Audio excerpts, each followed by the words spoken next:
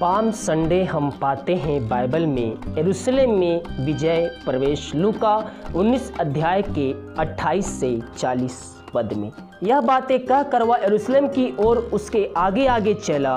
जब वह जैतून नामक पहाड़ पर बैतफगे और बैतनिय्याह के पास पहुंचा तो उसने अपने चेलों में से 2 को यह कह के भेजा, सामने के गांव में जाओ और उसमें पहुंचते ही एक गधी का बच्चा जिस पर कभी कोई सवार नहीं हुआ बंधा हुआ तुम्हें मिलेगा, उसे खोल कर ले आओ।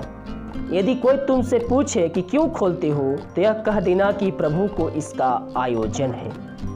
जो भेजे गए थे उन्होंने जाकर जैसा उसने उससे कहा था वैसा ही पाया।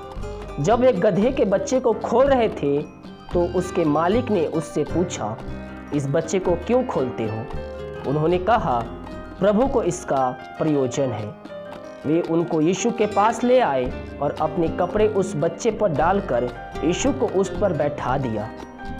जब वह जा रहा था तो उसने वे अपने कपड़े मार्ग में बिछाते जाते थे। निकट आते हुए जब वह जैतून पहाड़ की ढलान पर पहुंचा तो चेलों की सारी मंडली उन सब सामर्थ्य के कामों के कारण जो उन्होंने देखे थे आनंदित होकर बड़े शब्द से परमेश्वर की स्तुति करने लगे। धन्य है वह राजा जो प्रभु के नाम से आता है, स्वर्ग में शांति और आकाश मंडल में महिमा हो। तब भीड़ में से कुछ फरीसी उससे कहने लगे, हे गुरु, अपने चेलों को डांट। यीशु ने फरीसी को उत्तर दिया, मैं तुमसे कहता हूँ यदि वे चुप रहे तो पत्थर भी चिल्ला उठेंगे। हालेलुया।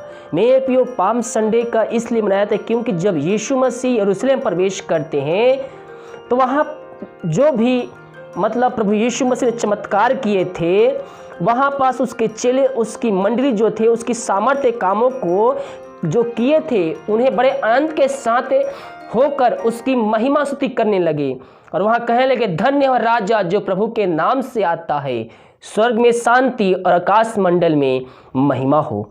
हालेलुया। इस वचन को सभी जगह शेयर कीजिए ताकि और भी लोग आशीष प्राप्त कर सके। God bless you.